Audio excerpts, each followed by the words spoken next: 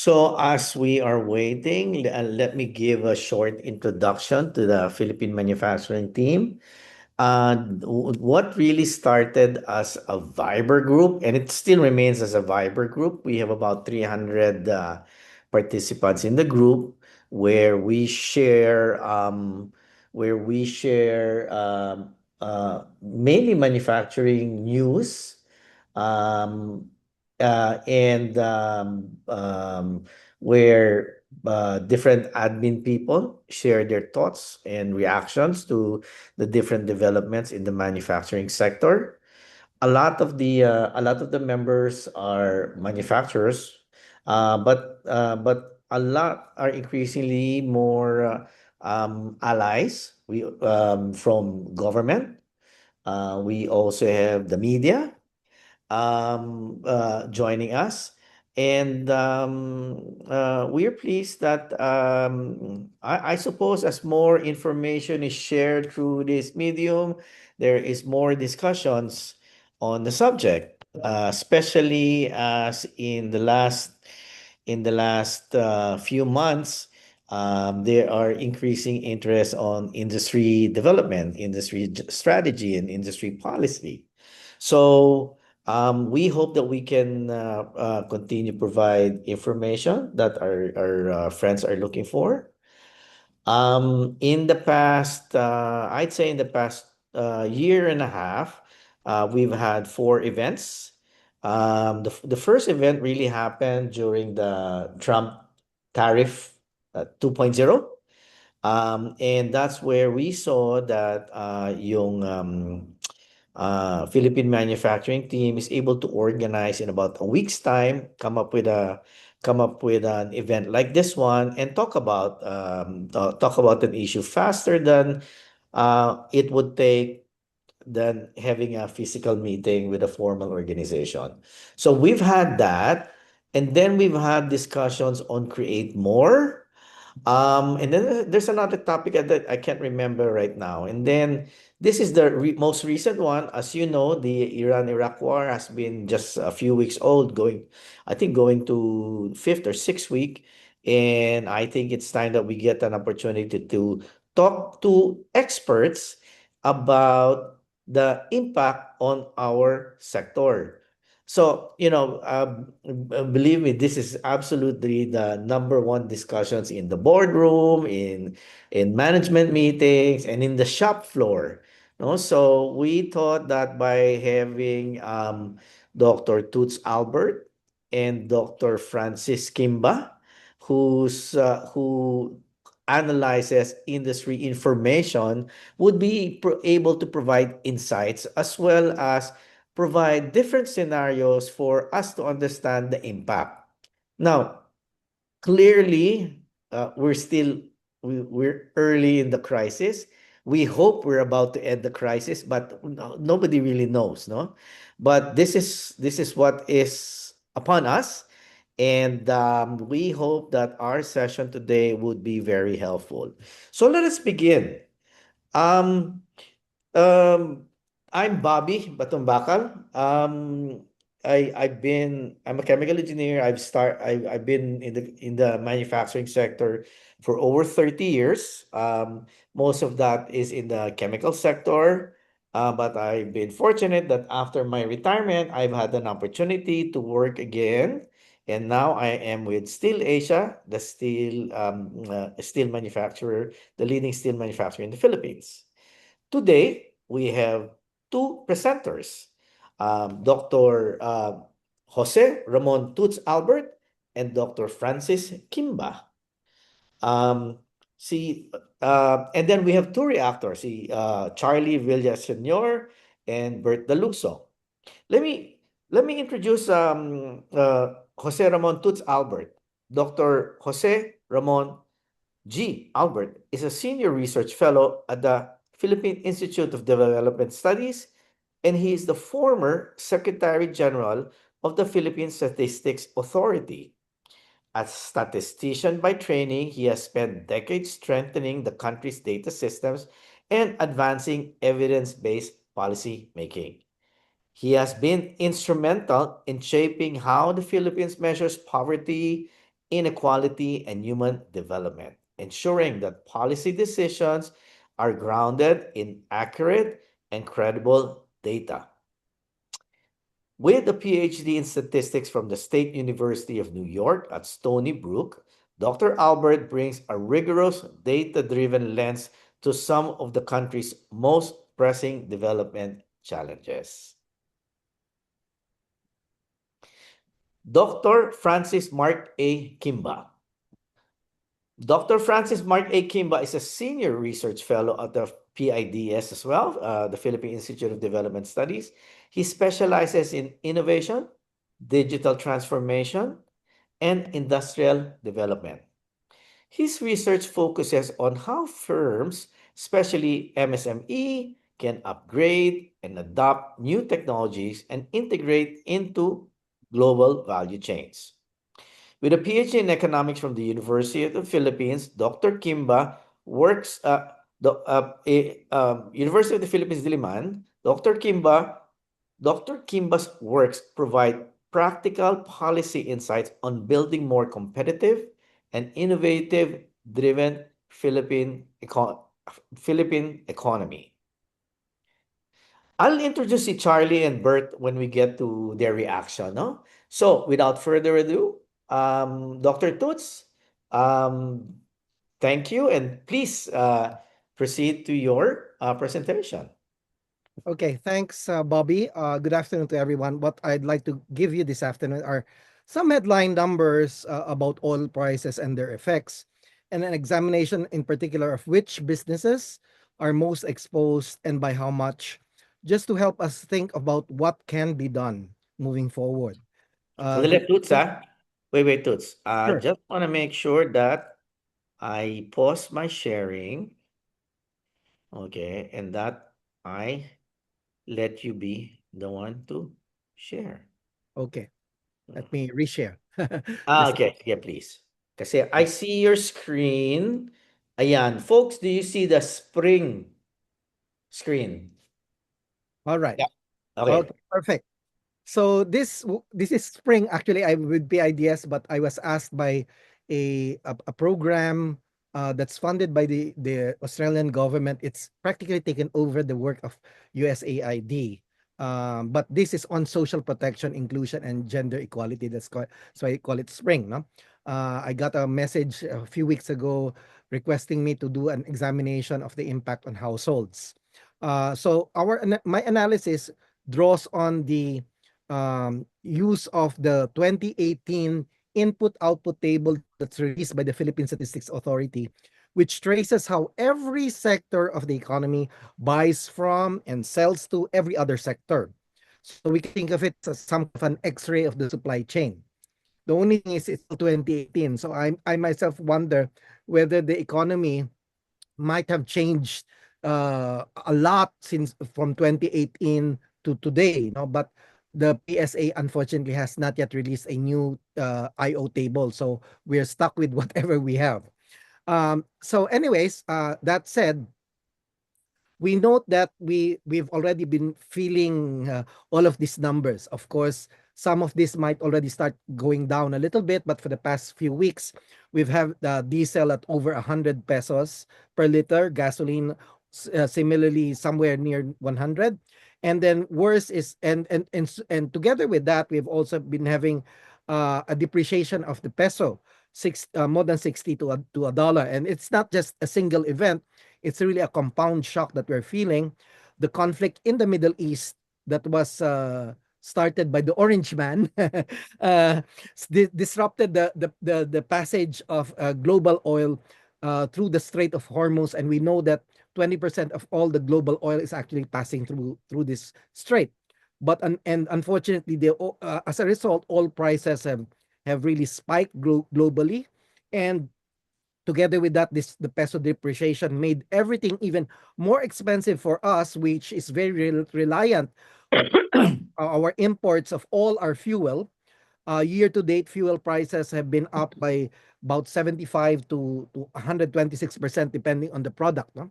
Um, so so we looked at these three scenarios that were given by the Asian Development Bank very recently, based on how long and how severe the conflict might turn out to be, because right now we don't really know. It all depends on a daily basis. It's anybody's guess how things will turn out. But the current situation corresponds to what ADB calls a scenario number one, where you have about $100 per barrel of oil, and we are assuming that this will continue more or less until June, and it can trim growth of the GDP across Asia and the Pacific by about zero point 0.3 percentage points, and maybe again across Asia add zero point 0.6 percentage points to inflation. But of course, we might have a prolonged war under scenario number two, where you might double essentially that damage. And then scenario number three, which is the tail risk, oil reaching something like $145 per barrel and inflation jumping by more than 3 percentage points. And we will show you the results across all of these three scenarios. And then I'll give you briefly what are the results. Maybe you might have heard about it because the media has been popularizing my study that I just released a few days ago on the impact on households. But anyways, this chart here shows specifically which industries are most wired into petroleum as a share of their total production costs.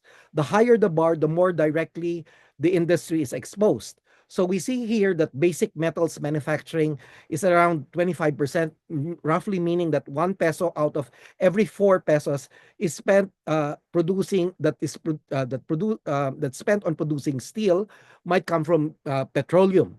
Air transport also very near 23%, cement 21%, electricity 17%, land and water transport at 12 to 13%. Food and beverage manufacturing seems very low at 4%, but we will come back to why that sector still matters enormously in peso terms. Now, here is what the numbers mean in practice under the current scenario ADB S1. No? Basic metals face around 15% of cost increases, meaning steel producers are absorbing cost pressures of roughly that magnitude before any recovery from customers. Although you might be able to still make use of this from your margins. Air transport 14.4%, cement 11.8%, land transport 9.8%, electricity generation 9%.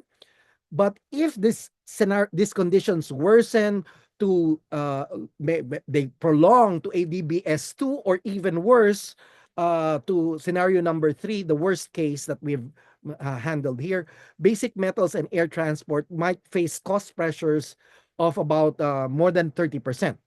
So for fixed price contracts in constructions or logistics, that difference is the profit margin. Now, here, let me just show you a little bit of the moderate and even low exposure sectors that are still facing real pressures. Fabricated metals like pipes, structural components, hardware up by 7% under the current scenario. Paper and packaging, 5.8%.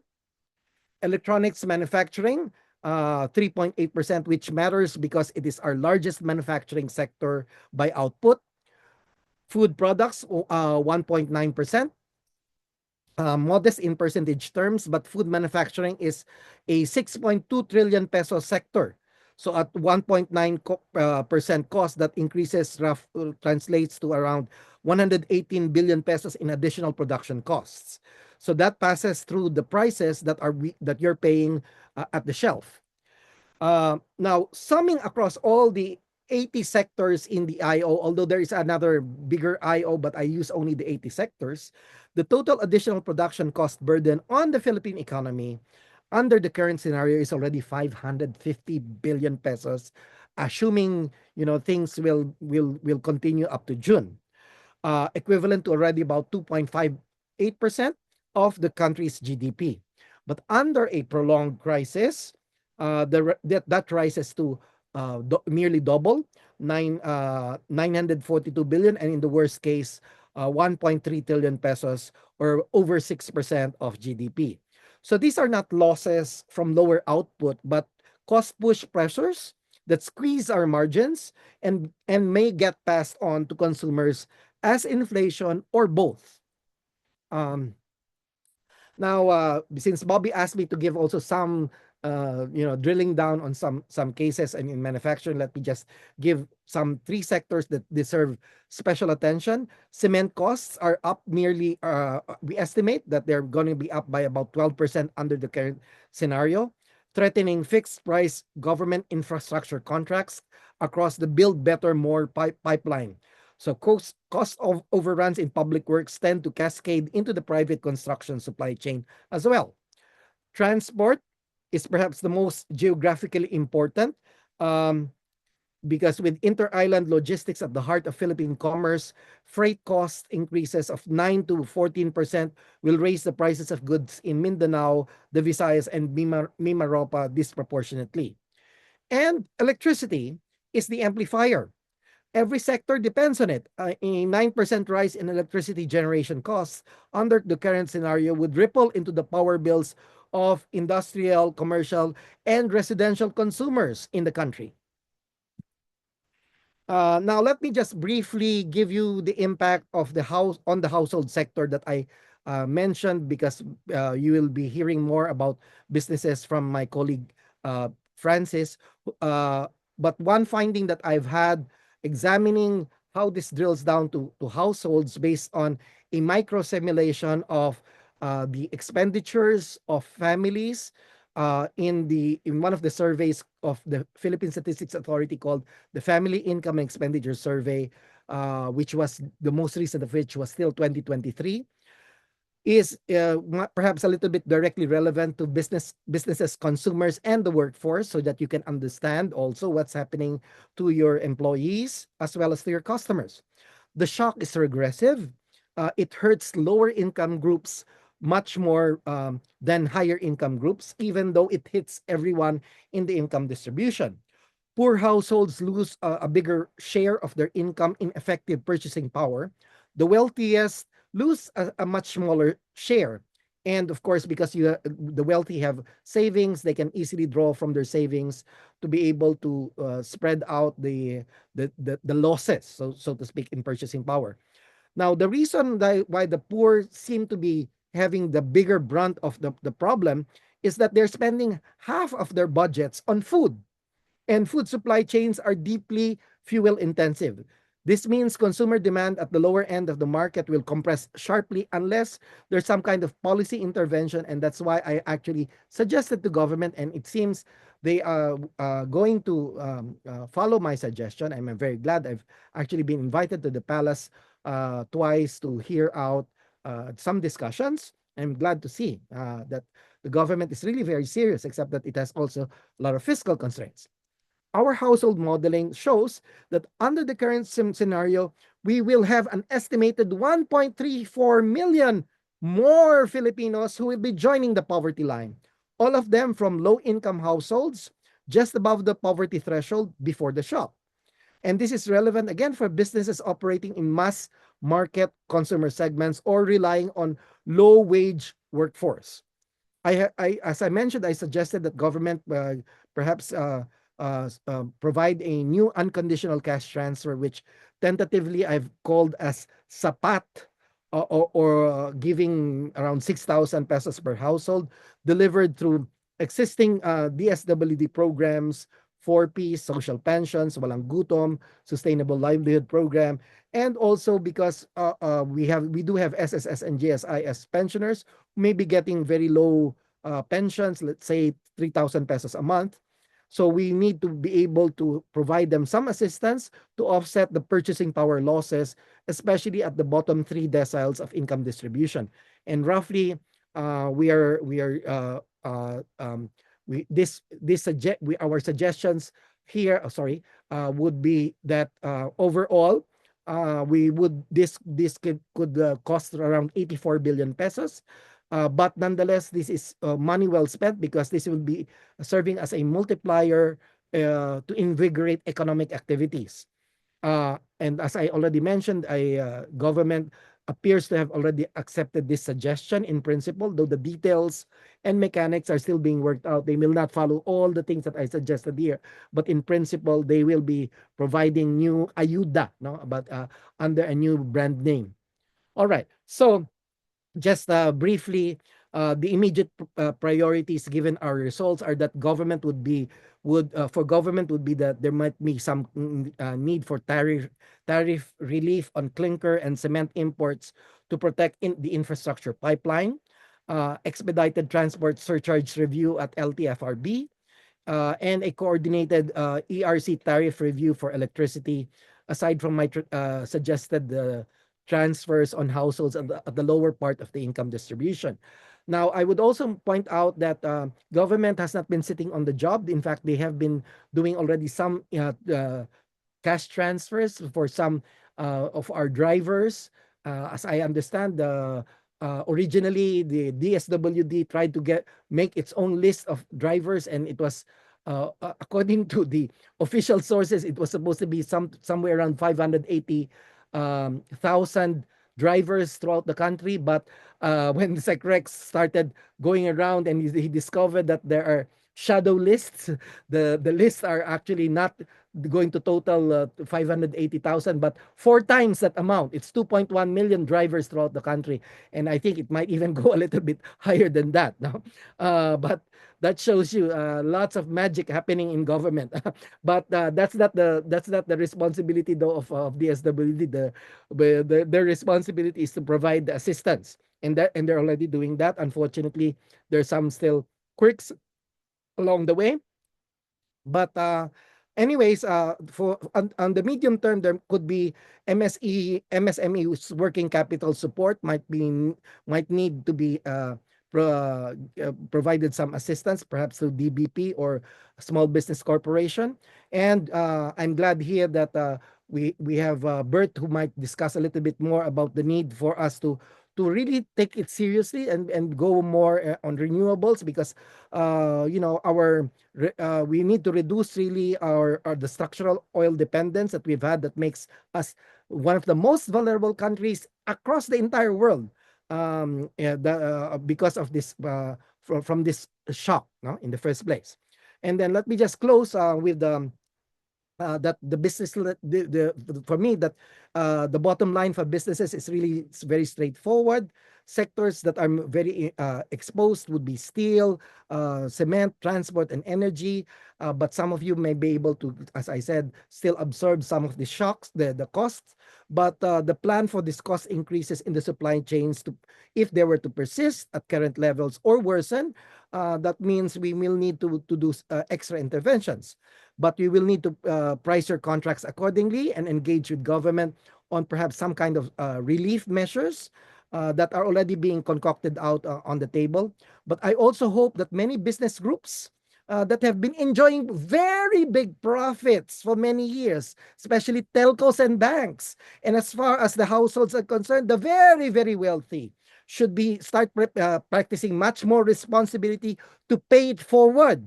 Banks in particular can decide to condone all personal or salary loans taken for the last 3 years even, because the banking industry has been profiting too much from a growing middle class in the last 5 years, with, I heard, the top 10 banks averaging a net income of 20 billion pesos.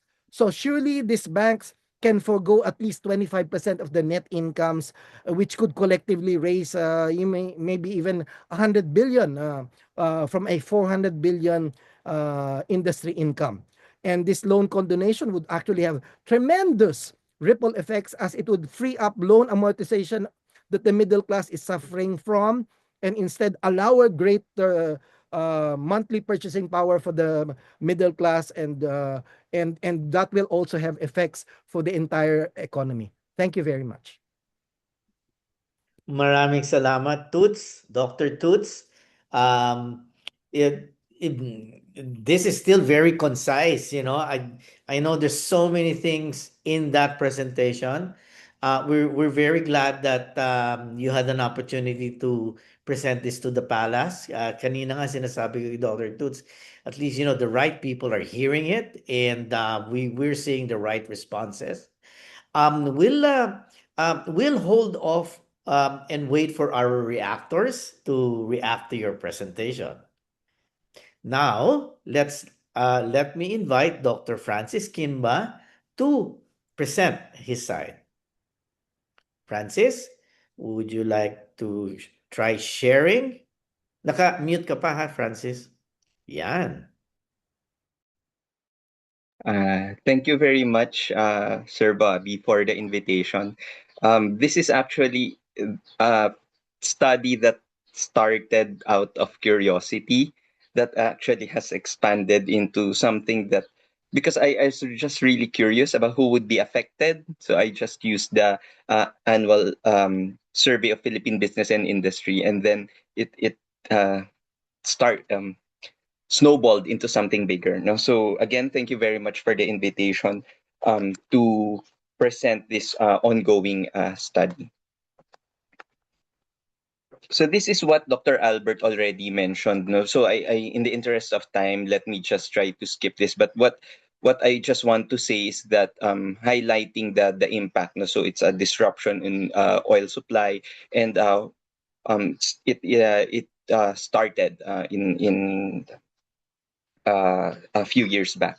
So what did I do? No, so after hearing about the shock, and I was curious about how this will affect the Philippines. So let me just spend a few minutes on how I try to answer my curiosity.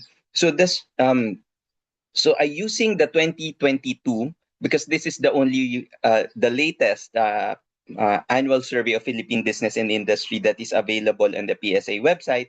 So I used the published reports of the ASPBI, which reports the four-digit industry classification industry groups. So they have around 215 industry groups covering about 282,000 establishments. And these are formal establishments. So a lot of the informal establishments, informal workers are not covered here. There's around 6.36 million workers being hired by these 282,000 establishments, covering about 24 trillion pesos in terms of total revenue and 323 billion total fuel expense. So the good thing about that data set is that it has an amount in terms of fuel expense for each of the industry groups. No, so I was able to see how much are firms actually spending for fuel. Okay, and then on the right hand side, so what's the analytical framework that I use? So I have five um, ratios that I use. So first is the fuel intensity, which is just the fuel expense divided by the total expense. And on average, I found out that for the entire industry or for the entire 215 industry groups, if you take a ratio of them, it's 1.56%. So but that there's a story behind that. No, so it sounds small, but if it's actually because there are a lot of industries also that have very low fuel intensity, but there are those that are critical. So later I will talk about that. And then I looked at also the profit margin, which is just your revenue minus expense divided by your revenue. The shock.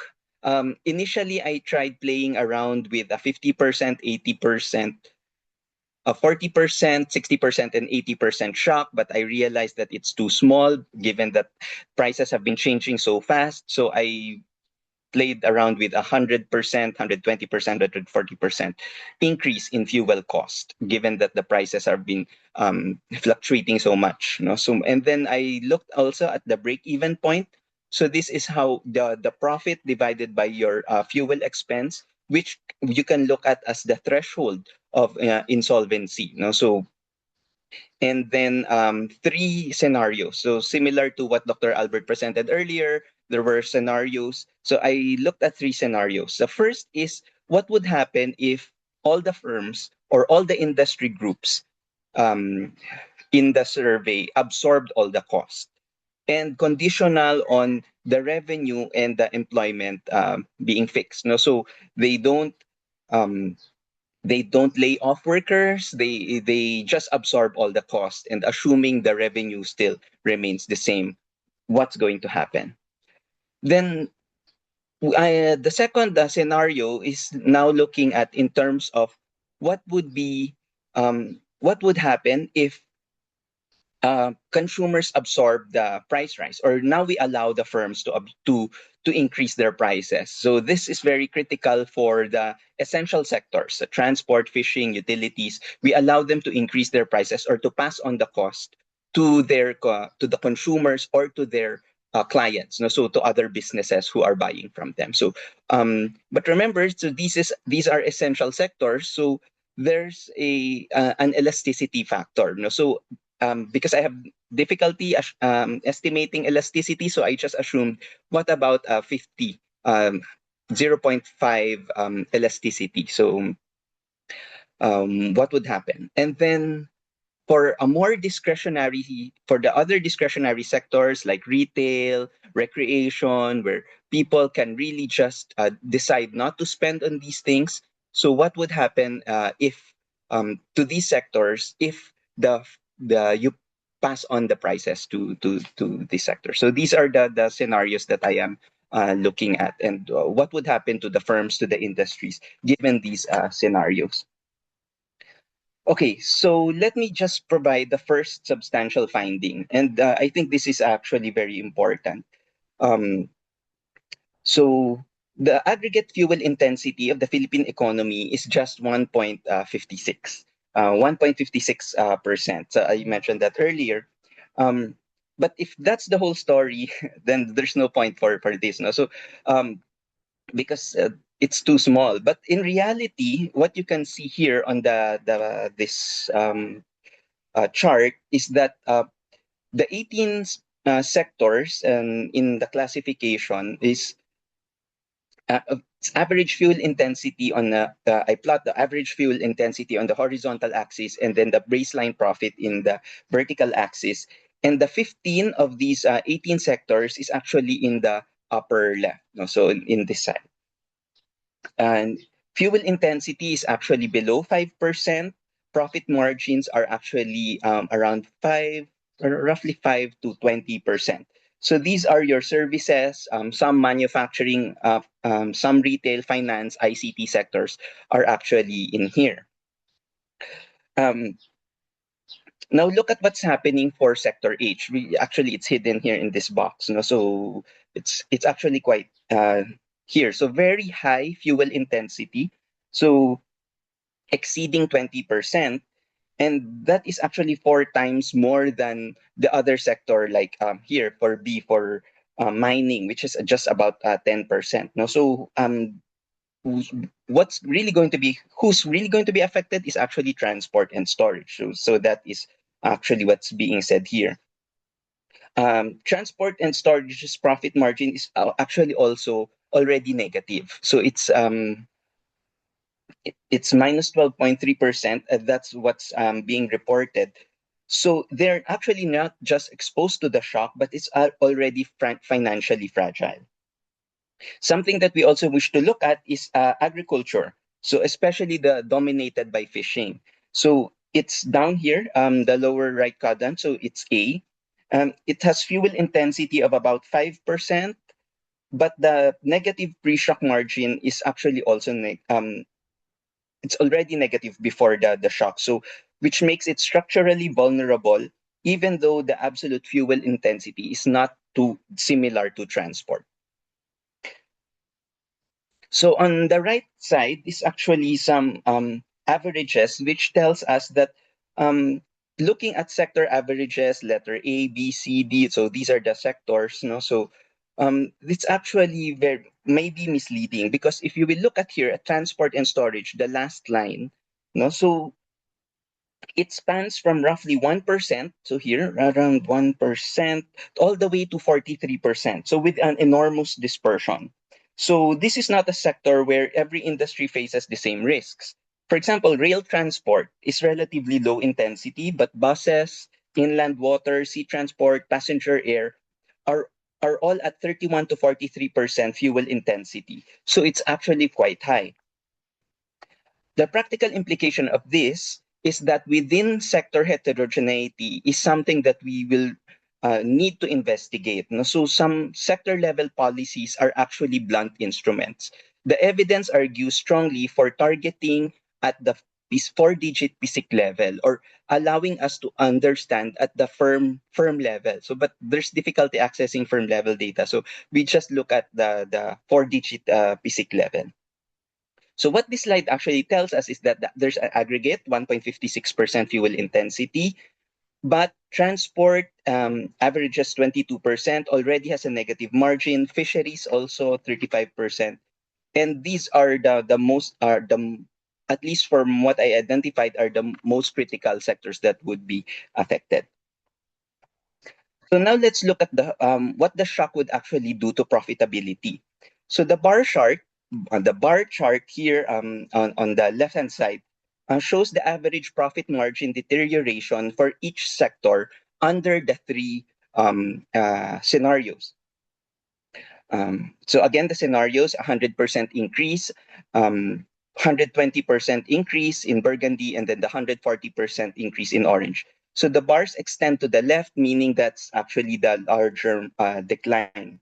So one thing that you will observe is that transport and storage is actually at the very top, that has bars in a completely different league from the others. So at the 100% shock, transport's average margin falls by 20.6 percentage points.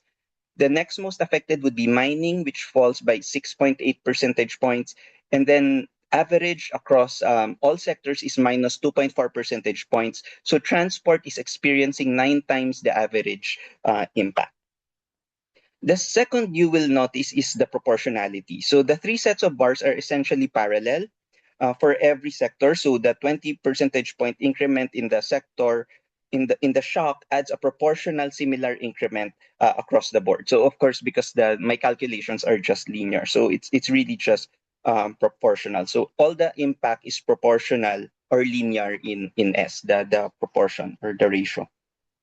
So the heat map is actually just a visual representation of the same thing that I mentioned. It's just that it's easier for you to see. No, so um, what you can see here is that the top half of the heat map is almost uniformly the palest blue, confirming that what you can really see here in the bar chart is that majority of the some of the sectors is actually low risk, but there are others that are really critical, like transport and storage, agriculture, mining, and then somehow construction would also be moderately affected. So this is one of the critical findings. No? So at 100% increase in fuel costs, so almost a double, it actually pushes 12 formerly profitable industries into operating loss. So each horizontal row in this chart, so the 12 industries, each horizontal row represents one of the 12 affected industries. And then for each industry, you can see 3 data points. So the dark blue filled circle, and then which is the baseline profit before the shock, a dark red diamond, which represents the post-shock margin at the 100% shock level, and then a red small square, which presents the post-shock margin at the 140% shock. And then the vertical line line at 0 represents the solvency threshold. So if you go beyond that, of course, you're already insolvent. So what does this tell you? So transport via buses, H492, that's the code. So it actually has a pre-shock margin of 3.9%. So after 100% fuel shock, it plunges to 37.7%. So this is actually a swing of 41 percentage points to the other direction, to the negative side. So buses actually have a very high fuel intensity, 43%. So nearly half of every peso they spend on running their operations actually goes to fuel. So when the fuel costs double, so their cost structures actually change. The same thing is also observed, very similar for passenger air transport. So it had a pre-shock margin of 0.2%. You can see the blue margin is actually almost on the zero line. So it's sitting right on the edge. And then 100% shock will really push them to a margin of 34, minus 34.3%. So the airline industry entered this crisis with almost no buffer. And then the break even, after 100%, so it will really push them beyond the break even point. Then industries, no, manufacture of non-metallic metal, paper and wood, glass, and others. No, um, so these industries have fuel intensities between 6 and 13%.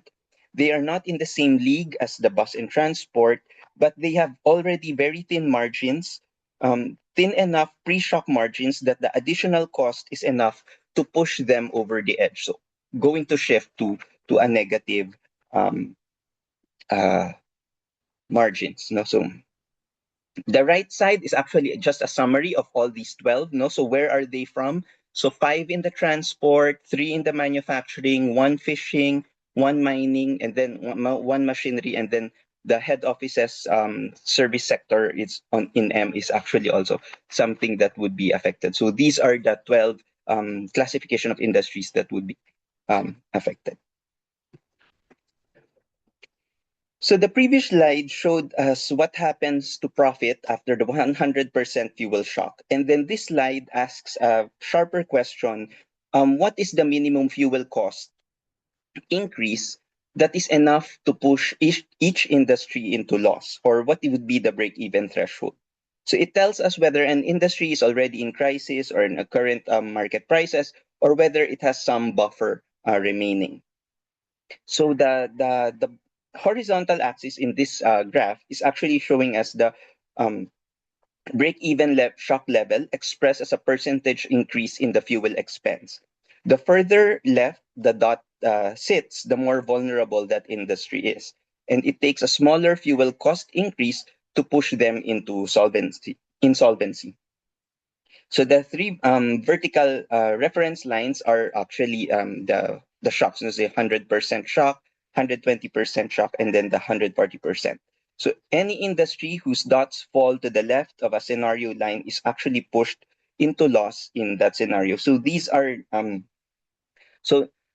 just to summarize. No, so if you will look at the what has been breached already. So these are the sectors. No? So passenger air has already been breached. Bus transport has already been breached. Sea transport, fishing. Inland water, 22.5%, very close. And then non-metallic would the break even is at 78.8%. So it has some room. No? So these are the sectors that are critical. So the ones that have been breached already, so they are already at the break-even thresholds have already been breached for these sectors. So they are the ones that are critical for support.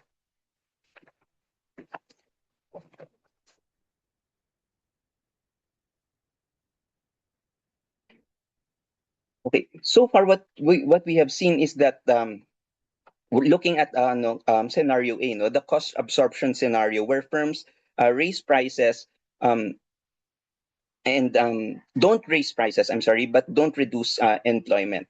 So now I want to introduce the comparison between the three scenarios. No, scenario A, they don't raise prices, so it doesn't pass through the cost to the consumer. So they really just absorb it or to their clients. And then the next two scenarios is actually for the critical sectors, so the ones that are highly inelastic, and then the scenario C would be for those who are elastic.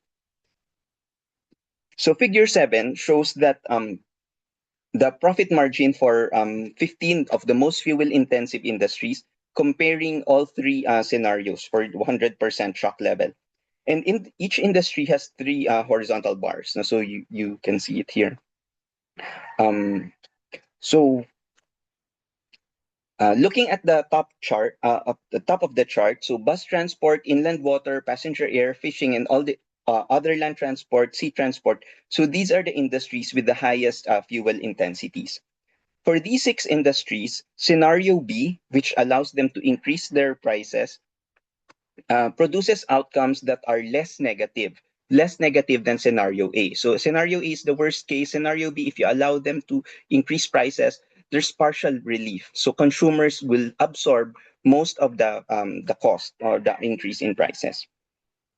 Um, so the green bars are shorter than the blue bars. No? So it tells us that for these sectors there is some relief. So and this is because consumers, for example, of bus transport, sea transport, or some of the fishery products, so do not have ready substitutes. So if bus raise prices, raise their fares, people will still need to get to work, and then you know they will still ride. Ride the buses. So the price elasticity of demand is low, and that's also part of the assumption. No? So I assume that the price elasticity is low. So the quantity demanded barely changes when the price rises. So when the firms pass through the cost, revenue goes up significantly, and that revenue increase offsets a substantial part of the cost increase. Not all of it. So you can see there's still a decrease in the margin, but it fares relatively better than scenario A. And then scenario C, pass through doesn't work all the time. So you cannot just increase or allow increase the prices, because there are some sectors that are actually not um, uh, perfectly or not inelastic. No, so um, raising prices can actually make things worse. So when you look at the consumers are actually able to respond very strongly to price increases. For example, the discretionary sectors like recreation or non-essential hospitality and retail. So the raising prices triggers a large demand contraction, revenue falls, and it falls not just proportionately to the price increase, but more than proportionately, reducing because of the volume drop. So the firm ends up with both higher costs in the fuel charge and then lower revenue because of the demand drops. So for moderately fuel intensive industries, so like in the bottom of the chart, you can see there quarrying, manufacture of paper, glass, remediation services. Scenario C penalty is actually smaller, because the price increase under the full pass-through is modest given the lower fuel intensity. So the difference in B and C actually goes down as you go down the chart. So what this just tells us is that uh, scenario A is worse for everyone. No? So absorbing it is actually worse for everyone without exception. Scenario B allows us allowing pass through of essential sectors would actually be some relief for the businesses. And then scenario C would pass through for the elastic demand sectors can actually make things worse. And this is actually not encouraged, especially for those that have some substitutes.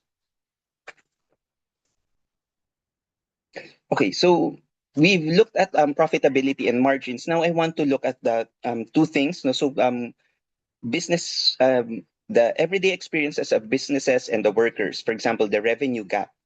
So the figure 6, the revenue gap here. So the revenue gap under unemployment freeze, which is actually scenario A. So if a firm is not allowed to reduce its employment, because of course government somehow wants to people to still have their jobs, how much additional revenue would it need to generate in order to maintain its pre-shock profit margin? So I just tried to make some back of the envelope calculations, and the revenue gap difference between the revenue level that would produce the original margin given the new higher cost base and the current actual revenue expressed as a percentage of the baseline revenue. So it is the minimum output price increase that would maintain margins if the quantity sold in does not fall. So and you can actually see it here. So transport is actually at here at the very top or at highest. So a revenue gap of 22% of baseline revenue at the 100% shock. So that means they need to collectively generate 22% more sales on top of what they are already making, simply to neutralize the impact of the oil shock while keeping all the other workers employed. So in the short run, this is actually very difficult for them to do. So that is why the government intervention in terms of subsidies, fare increases, or something is needed. So mining's revenue gap is around 10%.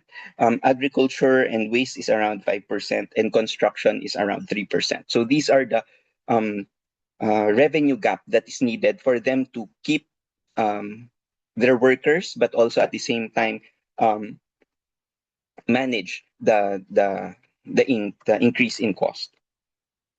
So figure 11 translates this profitability results into employment terms. So the bars are stacked. Light gray represents workers in industries that are already at a loss before the shock. The dark blue represents workers newly pushed into the loss making. Red and orange would be those in 120, 140%. But as you can see, no new industries are pushed to loss at those higher shock levels. So those colors do not appear. So let me just present the four key statistics in this slide. No? So um, a 22% revenue gap for transport, about 215,000 workers in industries at operating loss, 91,000 of those in transport, and 76,000 in manufacturing. So the businesses cannot survive indefinitely in this condition without either laying off workers or receiving government support. So it's very important for us to address providing support for these firms. No? So especially those who are at risk. Okay, so what I tried to ask next is uh, now we turn to some fiscal question of would it cost the government, how much would it cost the government to mitigate this damage? How can the cost be minimized without sacrificing or the coverage of most of the vulnerable industries? So in this chart, no, so the government support required. The first one that I looked at is the universal full cost neutralization subsidy. So what does this mean? So it looks at the what would be the cost to restore every industry in the economy to its pre-shock profit margin. So that in the 2022 profit margin. So at a 100% shock, it's 323.6 billion. At 120% shock, 388 billion, and at 140 shock, it's a 453 billion pesos. So that's how much the government needs to spend in order to bring everyone back into the profit margin of 2022. Now, so um, the burgundy bars are the targeted full cost neutralization subsidy. But so this is actually restricted to the fuel intensity of the industries that have a 5% fuel intensity or higher. So there are 21 of such industries, and at 100%, it's actually 193, so very significantly lower. 193.5 billion, saving 130 billion for the government, or about 40%, compared to the universal scheme. No? So the universal scheme is covering everyone. And the orange bar here in this graph tells us that, okay, so the minimum subsidy needed to prevent operating losses without restoring pre-shock profitability. So this time, instead of the universal FCNS where you cover everyone, bring them back to the same level of profitability, this time you just make sure that they will survive. No, so to bring every loss-making industry to exactly the zero margin. So at 100% shock, it's 166.4 billion, roughly half of the full neutralization subsidy of 100 of the 100% shock. And then so the trade-off is that, as I mentioned, the firms receiving the solvency floor is actually just left with zero margin. So they're not profitable, but you are not at a loss also. So you have enough to cover your costs, but nothing in reserve. So that's actually what this slide is actually saying. So the summary is actually presented in the table below. Okay, so I guess in the interest of time, let me just mention this slide on electricity. No, so Dr. Albert did something similar also, looking at the impact of electricity. Because the fuel also affects our electric costs, and then the electric costs would actually also affect as a second round of additional costs. No, so that's actually what I did here.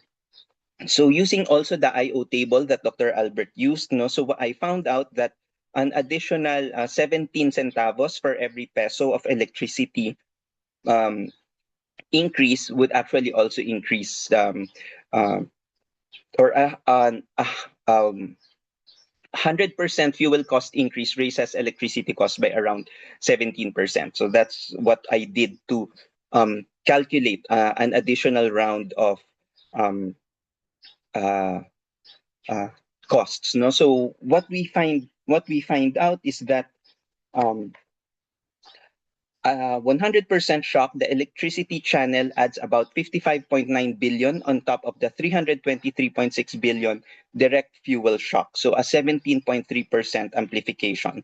So the total combined additional cost would now be 379.5 billion at the 100% shock. So at the 140% shock, it's around 531.3 billion versus what I earlier calculated of about 453 billion fuel shock only. So the electricity channel, the if we include the impact of electricity into the other costs, um, contribution is stable at about 14.7% of combined costs across all scenarios. So and then what we also see is that it re-ranks services industry. So this time, services industries would now be majorly affected. So accommodation and food services, which just has a 1.2% fuel uh, intensity percent, now ranks higher. Now ranks at electricity intensity of 6.4%. So now they will be affected significantly. So when you include the electricity channel, the electricity component now accounts for 49.6% of the combined shock for the accommodation and food services. So now the tourism industry might also be affected. Arts and recreation, similar rate. No, so electricity accounts for 42.6% of the combined impact, and real estate 78.6%, or roughly three quarters. Education would also be affected, 37.5% impact. So these are the sectors that have a fuel intensity screen um, that's actually below the 5% threshold. But if you include electricity, then they also are become significant. So what we are seeing now, that the malls cutting operation hours, recreation is being reduced, private schools are actually also facing higher costs, is actually the secondary impact of incorporating the electricity cost. So just last two slides on the policy recommendation. No, so it's very important to have a targeted fuel cost support facility. So don't cover everyone, but it has to be targeted. The solvency floor subsidy is actually also something that we can look at, but it has to have a 90-day trigger and focusing also on mainly on the 12 loss-making industries. Similar to what Dr. Albert mentioned, expediting the LTFRB fuel surcharge, maximum of 14-day review to help the keeping more drivers on the road. Employment retention incentives is actually also important. Number 5 is something that Dr. Albert also mentioned about increasing capital for borrowing of these firms. And then something that would also be helpful for us would be having a fuel shock early warning system. So as you can see, the data that we're using is 2022. Dr. Albert's using 2018, so it's actually quite old. So what we need is to have a more recent data to allow us to have faster way of calculating the impact and the costs very, very quickly. So this is just some of my conclusions or findings. And thank you very much for your attention. Dr. Francis, maraming salamat for your presentation. We'd like to invite Charlie Villas Senior to be the first reactor, and then we'll go to Bert. Charlie is the Chairman and CEO of the Procurement and Supply Chain Institute of the Philippines. Charlie has been a leader of many private sector companies, both multinationals and local, and he is the leading figure in supply chain and logistics. So, Charlie, all yours. Yeah. Thank you very much. Congratulations for the very intensive research that has been done. Alam nyo, shock na ako, pero super shock ako ngayon when I actually get to hear more of the two gentlemen giving us real data. For us, I work with a lot of heads of supply chain and procurement people of the leading companies in Asia. And we're always being tasked on how to approximate the appropriate increases in the cost that we're actually anticipating, which we are already undergoing. So the first question would be, we like to have a clear line of sight what's going to happen. There are two scenarios. I'll give you the first scenario.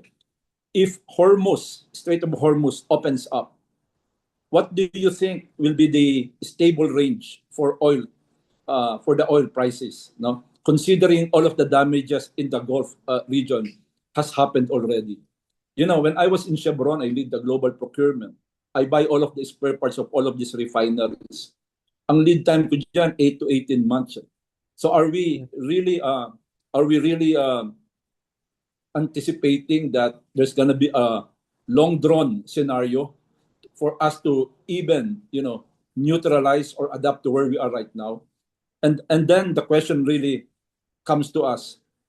If the Hormuz opens up, walang problema, what is the stable range of that particular oil price? Then, just a follow-up question on that. What if the Hormuz Strait does not open? Because it can really happen and it doesn't really open. What can be the consolidation range in the different scenarios that we are seeing? The reason I ask the question is like, sa mga negosyante ngayon, in-estimate na namin if we're going to live or die and where are we going to live or die. Maybe an insight on that would be appreciated. I will stop on that two-bladed question. Right. Charlie, siguro ganito for efficiency. Go on and provide more insights so that we don't have to go back and forth with our speakers.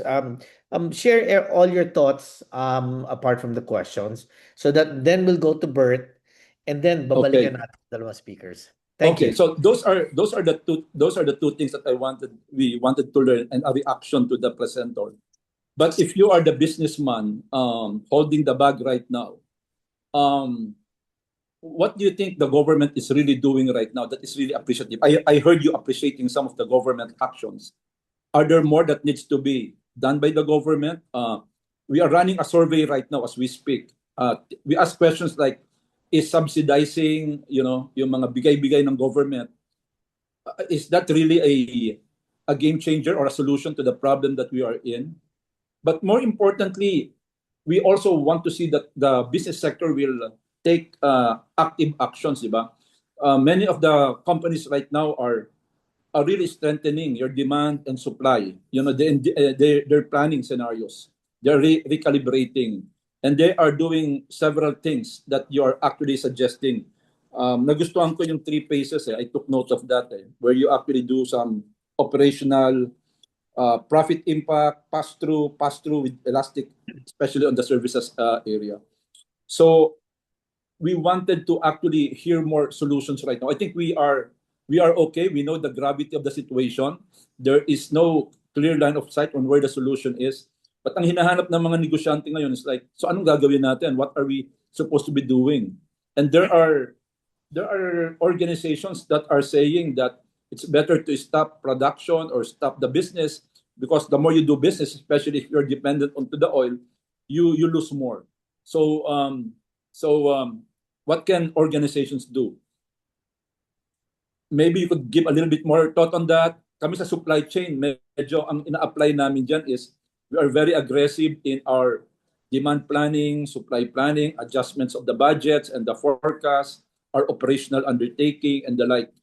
But we are also looking for substitutes. No, we are also looking for substitute. We are looking for supply chain diversification and the like. And all of the industries that you presented are really significantly impacted. Iba-iba lang nga yung range as you presented it. Maybe that's all for me right now, Bobby. I'll stop on that, Bobby. I think that's my reaction to the two presenters for the moment. Salamat. Siguro, yan, on second thought, before I go to Bert Dalusong, ano, kasi Bert will be on energy, no? Let's give a chance for Dr. Toots and Dr. Francis to react muna to the points of Charlie. Yeah, siguro let me just start off with the questions being posed on what would happen. I mean, how we wish we really knew what would happen, but the reality is we don't know. Nobody knows, not even Trump. But the thing is, one of the things that's gonna be having some kind of pressure on Trump is the soon elections, which Midterms. the midterm elections. That will be a disaster for him if he's not able to show the American public, because he doesn't care about the world. He doesn't care about the Philippines. Let's be honest. What he cares about is just America. So for him, and of course his businesses maybe. But the thing is, if this drags on considerably, this will have impact for the Republican Party, and I think that he knows very well. So that's why on one hand, but how long will it last? We don't know. If this will be very brief, well and good. It's just gonna be a bump. But if it persists a bit more, then as we suggested, this will be a really big crisis. But I don't think it's gonna be really years, before things get resolved. It will be a few months, maybe. But how long will be the few months? Will it be, as I said, as the ADB suggested, up to June, up to September, up to next February? Nobody knows for sure. So because there are specific shocks, of course, understandably, some people are getting various reactions because businesses always want to know certainty. But then the problem here is there's so much uncertainty. So the thing is, now we need to make plans depending on different scenarios. And I think for me, your suggestion to your colleagues would be also to make sure that you try to make decisions, not just spur of the moment and think that this will last for several years and let's just close the business. I don't think that's the way to go about. I mean, we have to realize that we can absorb some of the shocks. I think some businesses are already doing that. But the thing is, there might be a need for you to have some discussions with government on how far it can go. But the thing is, we also know the government has limited fiscal space, so there can be some support. I heard there is already some support for businesses, but that's why for me my main point really is targeted transfers, especially for households, because that will be a multiplier. For every peso spent, there will be 1.5 pesos to 2 pesos economic activity that multiplies throughout the economy. So there will be some kind of relief somehow, even if we have targeted relief for households at the lower part of income distribution. That's just my my initial reactions to Charlie's points. Francis, maybe you'd like to have some. Thank you, Toots. Francis? Thank you, sir, for the question. So similar to Sir Toots, I wish I can actually model how the prices will change over time, so I have a better understanding of how it would evolve. But as you can see, no, so the way I modeled a lot of the shocks is actually a bit ad hoc. No, so at first I started with 40, 60, 80, thinking that that's just enough. And then after 2 or 3 weeks, the prices of diesel has almost doubled or more than doubled. So now I had to redo a number of the calculations. So because it's really something that I have no way of modeling or handling the change. So that's why I tried to do it at that kind of ad hoc calculations, because it still allows me to see how the changes would look in the future. So now we're seeing that the prices have gone down a little bit, no? So there's some relief in that, but what if it increases to 120% or 140%? Now, perhaps in the future, if knocking on wood, if it doesn't, if it stays at 100%, then we see that it's actually one of the scenarios that we're seeing. No? So, but what can government actually do? And I think that's where the cost subsidy that I try to calculate would come in. No? So we know that government cannot cover everything. No, so they cannot bring all the industries back to the level of profitability that they were enjoying before the crisis. No, that's because that's really an enormous amount of money, 400 or so billion. But what government can do is really to have a targeted support. That's a much more manageable um, way of so looking at supporting the businesses and understanding who would be the most affected, who would really need support to bring them back to the level of solvency. No, so not enjoying the same high level of profits, but you will not close.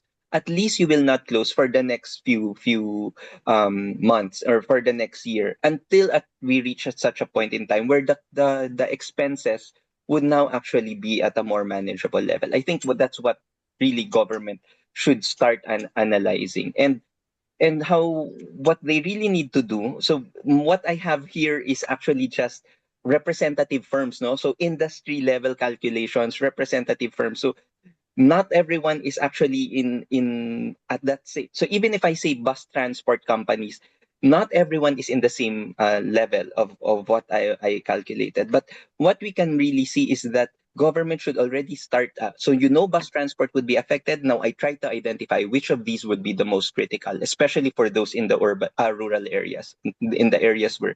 And so that's where we start looking at. And then, of course, um, try to manage the electricity cost. So fuel cost is something that we're really seeing. Electricity cost hasn't increased that much yet, but we know that if it increases too much, the services sector, the critical services sector, that is also going to be affected. Education, some tourism parts would be affected also, and even our retail services. So that's where government also needs to try to manage the cost of electricity. Good. Thank you. Speaking of electricity, let's segue to Bert Dalusong. Bert is an energy transition expert and consultant to many companies, no? So Bert, your turn. Thank you very much, Bobby. I'd like to start by answering Charlie's questions. And Okay. Good. number one, it never goes back to the old. It's always goes back, goes down, not to the old, higher level.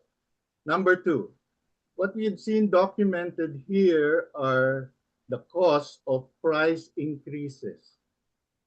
But what would be worse would be actual supply disruptions of oil. Right. Because the price an industry, okay, price of oil may not be high relative to our revenue, but if there's no oil, there's no operation, there's no revenue. Diba?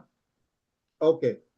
So I'd also like to say that if you look at the Philippine energy balance table, oil, or specifically gasoline and diesel in transport alone, in energy terms, is bigger than the entire electricity sector in energy terms. That's how big oil in transport is.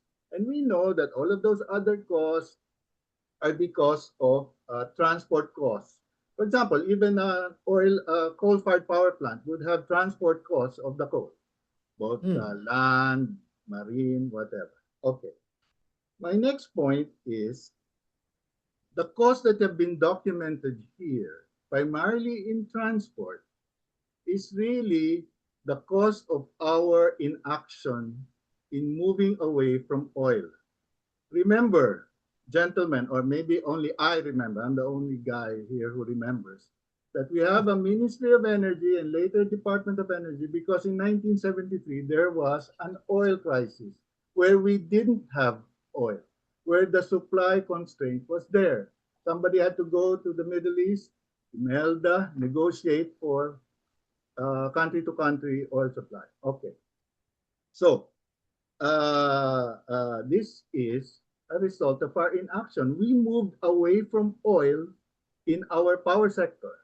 1979, we were 75% oil in power. But we moved away from oil, we went into another imported fuel, coal. Mali. So, I think that all of this uncertainty, it's our fault, not just Trump. His fault too, our fault also. We have to recognize this. In as early as 2008, I was talking about electric vehicles. In fact, I did a study from one large utility that we have. Today, it's a lot easier to do electric vehicles. I have a client in Isabela with a biomass power plant thinking of electric trucks. He told me about it like 2 years ago before this crisis. So I think that we have to broaden our vision. The solution is not subsidy. I am definitely against oil subsidy. The solution is doing the right thing. Let's electrify our transport. We should have done it a long time ago. Now, tariff review, Dr. Toots said ERC tariff review. Dr. Toots, for the utilities to increase our rates, they don't need any ERC tariff review. They just implement automatic fuel price pass-through. But I agree with your proposal. Maybe because of all of these crazy disruption, price increases, maybe we should have an ERC tariff review of specifically those provisions that place the burden of fuel costs entirely on the customer. We bear the fuel cost. It's not Meralco or DU or Power Company or San Miguel or the boy. No, we. The consumer bears all cost increases in fuel, all risk. I'm happy that you mentioned there is a growing middle class.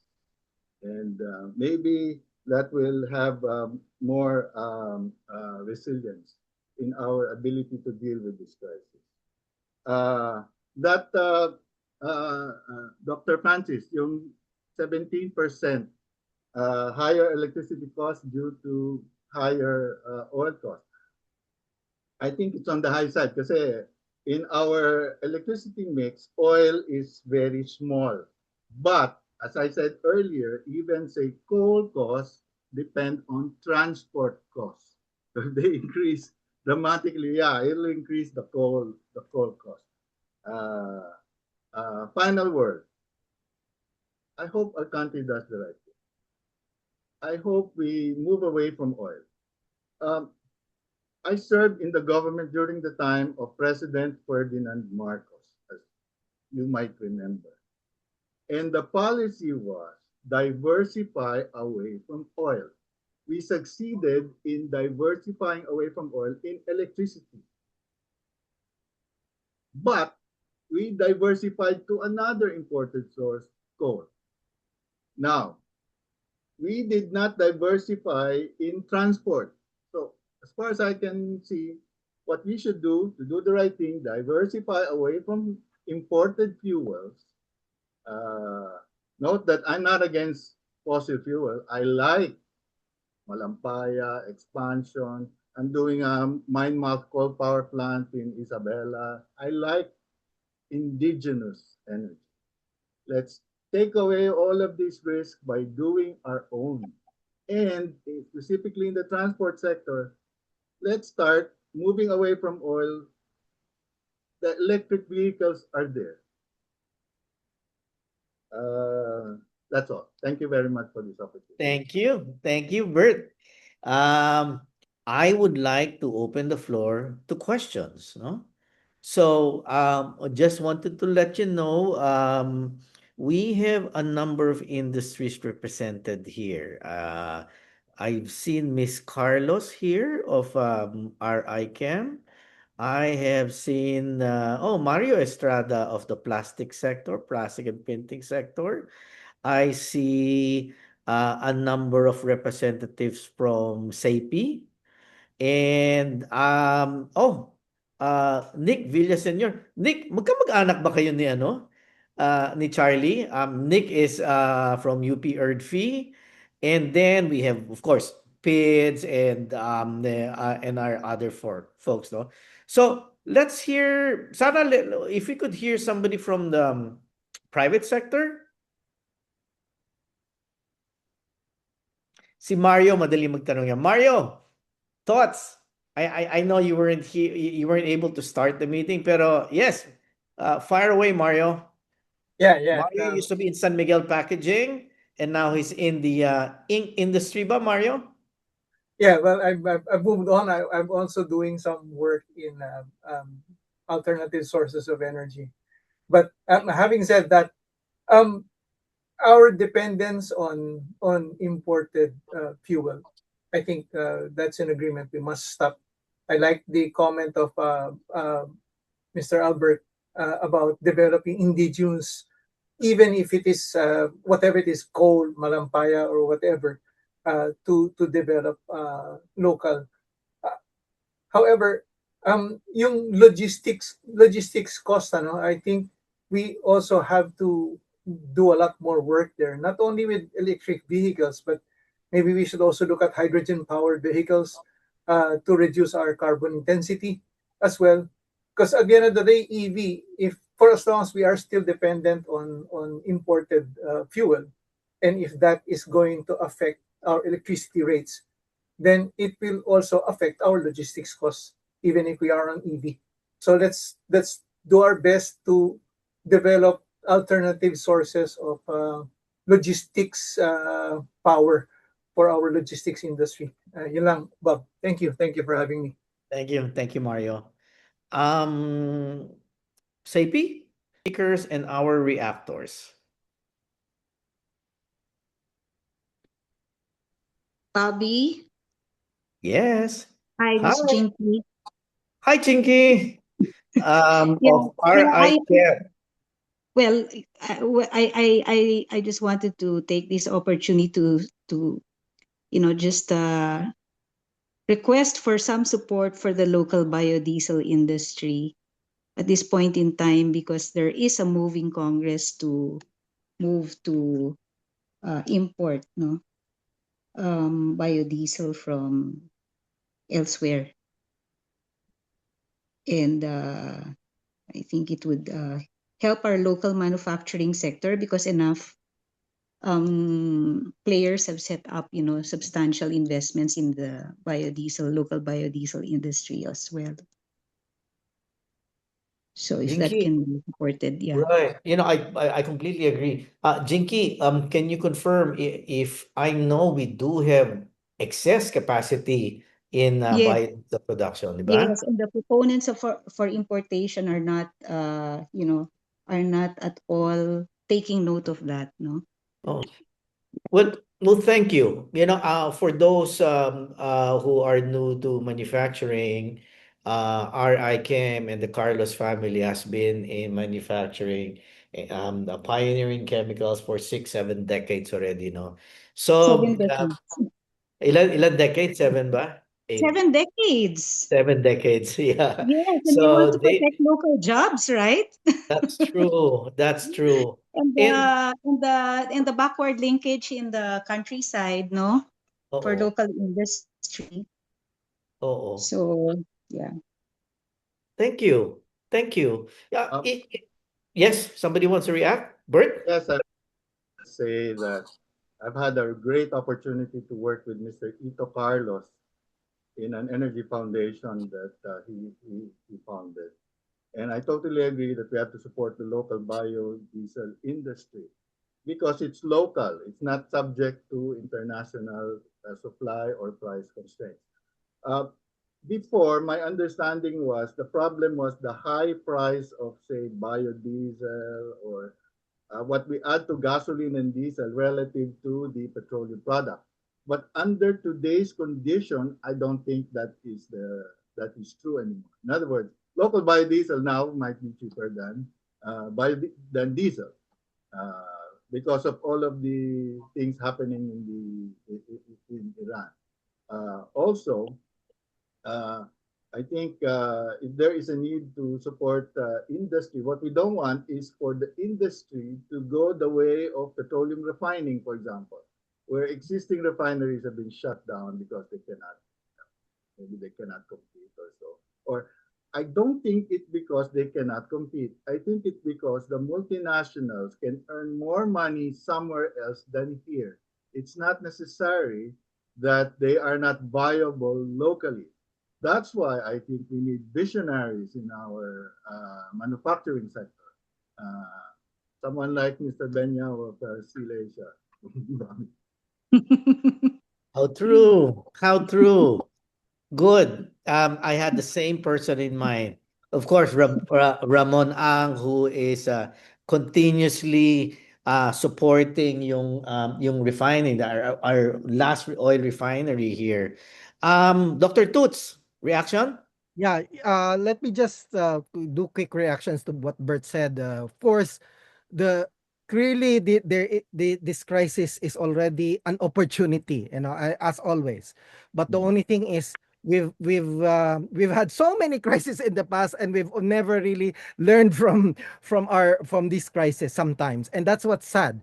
And part of it is maybe because we speak in maybe not in unison. So all of us, we need to be advocates and put our voices together, because unfortunately sometimes maybe certain parts of government, they may be reacting to certain conditions. I mean, understandably, because even now, when we think of the future, we know that the future must change, because the future is already starting. It's but the only thing is, many times people in government are doing a lot of firefighting, and because of that, they tend to forget the long term. The short term is what they tend to focus on.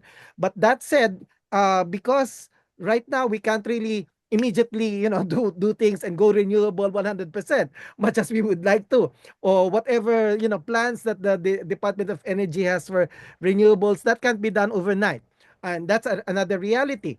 Because of that, we can always say that that should be done, but I think one of the things that we need to do is put ourselves together. We at the think tanks, those of you in CSOs, those of you in manufacturing, let's all work together to be able to make sure that government listens, because sometimes even at PIDS, sometimes my own frustration is, of the many things I've said, maybe 100, I don't know if if even half, or even 10% are seriously being considered by government, and understandably, because they have their many things that they have to consider. But again, second thing that I want to say is that maybe because, like, some of us, like my own associate Dian Cabalfin, and others at PIDS, are also going to do other things. So it would be nice to have this maybe even a box, because we are preparing lots of things at PIDS to help the government come up with a more decent strategy, not just strategy, but actual roadmap towards Ambition 2040. Because ambition is like just lots of dreams, but never really an actual roadmap. So we are trying to help out government by formulating a book that will map out what are the things that need to be done. And in this sense, some of the chapters that we will be writing, we may be focusing, for instance, on what has been done on biodiesels. We'd love to do that. If we can work with you, maybe my if Miss Carlos can give your address, contact details to my staff, my associate Miss Dian Cabalfin, to be able to help craft those stories, because these are the things that actually supposedly there are new policies already in government. The Tatak Pinoy strategy and the Tatak Pinoy Act are the vehicles by which we should be supporting the local industries. But unfortunately, again, there are some, places, I will not say, that are not quite, they approved of it, and then at the same time now they are, wishy-washy of sorts. But that said, I think, we can work together, to be able to make sure that you should be supported, because I also think that we should support local industry. But the only thing is, sometimes these kinds of messages get dropped out, Thank Yes. you. Yeah. The association just formed. I think they just convened the Philippine Biodiesel Association last year. So I can ask them to contact Bobby so that they can be put in touch with you. I personally am not involved there. We have one subsidiary that's in the industry, but Yes. we'll ask them to get in touch with you. Yeah. Sige. Sige, Thank thank you you. po. Thank you. Mario Estrada. Yeah, Bob. Thanks. Admittedly, I came in a little late, but if what I'm going to say has been said before, let it just be the additional reinforcement. Um, it's really sad that manufacturing, which should be the backbone of our industry, suffers twofold. One is that the high energy cost, the high electricity cost, which we're trying to bring down, and as has been mentioned by Ms. Carlos and some other people, we are moving to alternate forms of fuel, and we should incentivize that. But the other thing is, as FPI Chair Elizabeth Lee has said, and you have also emphasized, yung counterfeits and smuggled items, it's not helping. We really should ask the government to clamp down as hard as it can on that. Kasi doble ang talo ng local manufacturing eh. Mataas na nga yung energy cost natin. Sabihin natin, it also costs a little bit more to smuggle or to bring counterfeit in now from abroad because of the logistics cost.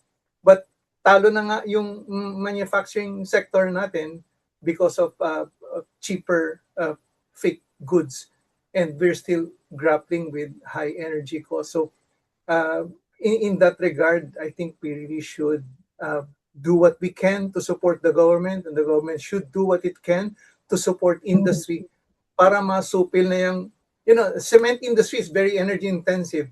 The steel industry is very energy intensive, but there are a lot of fake and substandard rebars and stuff like that.